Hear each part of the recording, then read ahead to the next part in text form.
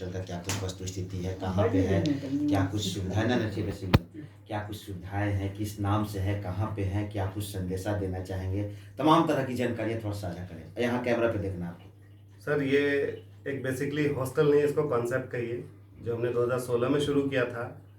और हमें इन सारी चीज़ों का बिल्कुल भी पता नहीं था कभी ऐसा भी सीन आएगा जहाँ ये बंद भी हो जाएगा और फिर से कभी खुलेगा भी और फिर बंद होगा फिर खुलेगा। क्योंकि ये 3 बार ऐसा हुआ है जब हम लोग बंद कर दिए गए हैं आदेश द्वारा, और फिर से फिर खुला, फिर दोबारा बंद हुआ। तो कहीं ना कहीं हमारे साथ साथ बच्चे भी डिस्टर्ब हुए। और ये कोविड सिनेरियो में हम लोग उन बच्चों को कहीं ना कहीं रख भी पा रहे थे जो यहाँ रह के पढ़ना चाह रहे थे। सिर्फ कई तरह से कई बच्चे ऑनलाइन क्लासेस ज्वाइन किए हुए थे। तो हमने क्या किया है, इनसाइड द हॉस्टल लाइब्रेरी का जगह छोड़ दिया है जहाँ वो बच्चे बैठ करके आराम से पढ़ते हैं, अपने चीज़ को क्लियर करते हैं। और अगर उनको कहीं समझ में ना आए तो हमसे आके कभी पूछ भी सकते हैं, क्योंकि मैं खुद टीचर हूँ। इनफैक्ट मैं उनको पढ़ने में हमेशा सपोर्ट करूँगा, आगे बढ़ाने की कोशिश करूँगा, ताकि वो अपने रिजल्ट को क्लियर करें। क्योंकि आज तक कभी आपने ये नहीं सुना होगा, किसी हॉस्टल का ये मोटो है कि बच्चे रिजल्ट तक पहुंचे। ये कोचिंग और किसी टीचर का मोटो हो सकता है, बट किसी हॉस्टल का मोटो नहीं हो सकता है, क्योंकि ये हॉस्टल एक टीचर द्वारा चलाया जाता है। इसलिए इस हॉस्टल का भी मोटो है कि ये रिजल्ट को कन्वर्ट करे। हम कहते भी हैं कि आप हमारे साथ रहें, हम आपको रिजल्ट में जरूर बदलेंगे। गर्ल्स हॉस्टल है सर, सेफ एंड सिक्योरिटी के पॉइंट ऑफ व्यू से आपने क्या कुछ किया? सर हमने सेफ्टी के लिए क्या किया है, एक तो गार्ड रहते ही हैं, है ना, 24/7। मैंने क्या किया है, एक स्पेशली एक डिवाइस लगाया है। जिस तरह से ऑफिसेस में अटेंडेंस बनता है उस डिवाइस से, मैंने उसी डिवाइस का इस्तेमाल किया है पेरेंट्स को मैसेज भेजने के लिए, जब भी बच्चे बाहर जाएं और जब वो अंदर आए। जब बाहर जाते हैं तो पेरेंट्स के नंबर पे एक मैसेज आता है कि आपकी बच्ची बाहर चली गई है, और जब वो दोबारा अंदर आते हैं तो आप पेरेंट्स के नंबर पर फिर से एक बार मैसेज आता है कि आपकी बच्ची वापस अंदर आ चुकी है। तो कहीं ना कहीं पेरेंट्स उन बच्चे की एक्टिविटीज को पूरी तरीके से ट्रैक कर पाते हैं। अगर वो चाहें रोकना तो रोक सकते हैं, अगर वो चाहें कि हाँ बच्चा जाना चाहता है तो जाने दिया जा सकता है। और क्योंकि जब आप एडमिशन के लिए आते हैं तो आप हर जगह से अपने टाइम टेबल ले चुके होते हैं, तो आपको पता होता है कि मेरा बच्चा इस वक्त क्लास करने के लिए निकला होता है या किसी और मकसद से निकला है। और आपने एक छोटा सा डिवाइस भी दे रखा होता है जिसको हम लोग फोन करते हैं, है ना, जिसको अक्सर पेरेंट्स कहते हैं कम इस्तेमाल करो। हम कहते हैं कि बिल्कुल आप उसी फोन को इस्तेमाल करके आप उस मैसेज से ट्रैक करके आप अपने बच्चे को फोन कर सकते हैं कि आप इस वक्त जा कहाँ रहे हो। कहीं ना कहीं बच्चा अगर किसी भी चीज के लिए मतलब फालतू बाहर निकला है तो वो हिचकिचाएगा और वो वापस हो जाता है। विगत 2 सालों से लगातार कोविड प्रोटोकॉल चल रहा है, कोविड आया हुआ है, कितने आर्थिक संकट से आप जूझ रहे हैं यार, क्या कुछ कहेंगे इसके बारे में? सर इस चीज के लिए तो हम क्या ही कहें कि ये किसी से छुपा हुआ नहीं है कि आज हॉस्टल की स्थिति क्या बन के रह गई है। इस कोविड में खुलना बंद होना, खुलना बंद होना कहीं ना कहीं एक तरह से पूरी तरीके से तोड़ दिया है इस इंडस्ट्री को।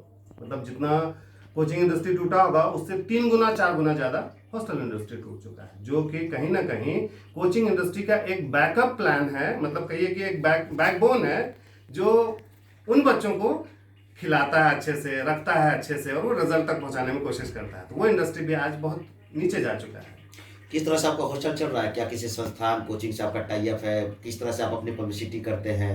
मैं खुद एक टीचर हूँ और मैं खुद क्लासेस लेता भी हूँ, और पहले तो बहुत ज़्यादा ही क्लासेस लिया करता था, और पूरे बिहार भी घूमता हूँ सेमिनार्स के लिए। तो मैं किसी कोचिंग से जनरली टाई अप नहीं करता हूँ। कोशिश रहती है हमारी कि माउथ पब्लिसिटी या फिर लोग हमें ढूंढ कर यहाँ तक आए, हमारे कॉन्सेप्ट को जानकर यहाँ तक आए। कैसे ढूंढेंगे आप? ऑनलाइन हमारा प्रेजेंस है, आप अगर गूगल पे डालेंगे तो वहाँ आ जाएगा। आप फेसबुक, यूट्यूब, इनफैक्ट इंस्टाग्राम, इन सारे जगह आप सर्च करेंगे तो हम लोग वहाँ पर। किस नाम से? किस नाम? क्रिएटिव जीनियस गर्ल्स हॉस्टल के नाम से। कहाँ पे है ये आपको गांधीनगर जमुना अपार्टमेंट गली में मकान नंबर 72 में स्थित है गर्ल्स का। और एक हमारा इसी के साथ साथ क्रिएटिव जीनियस बॉयज हॉस्टल भी चलता है जो आनंदपुरी मकान नंबर 26 में है, मनोरमा अपार्टमेंट के पास। परिचय दे दीजिए। मेरा नाम अहमद नवाज है, मैं कॉमर्स का टीचर हूँ। मेरा सब्जेक्ट है बिजनेस स्टडीज और कंप्यूटराइज्ड अकाउंटिंग। पिछले 2007 से मैं पटना में पढ़ा रहा हूँ।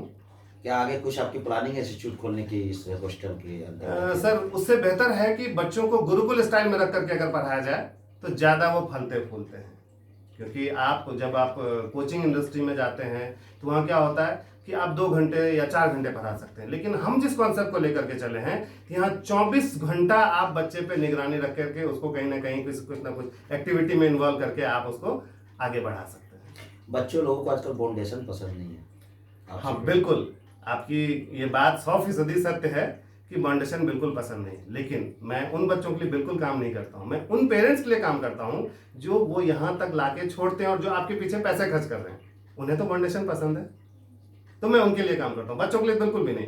और कोई बच्चा सपोज हमारे पास आता है, कोई पेरेंट्स लाके छोड़ते हैं, खुद से आता है, खुदा ना खास्ता यहाँ इस जगह रह करके वो रिजल्ट में तब्दील हो जाता है, रिजल्ट में कन्वर्ट हो जाता है, शायद उसको वही बाउंडेशन बहुत प्यारा लगेगा, बहुत अच्छा लगेगा, और वो लोगों को और वो अपने जूनियर्स को बताएंगे कि तुम भी शायद इस बाउंडेशन में रहोगे तो तुम आगे तक बढ़ सकते हो।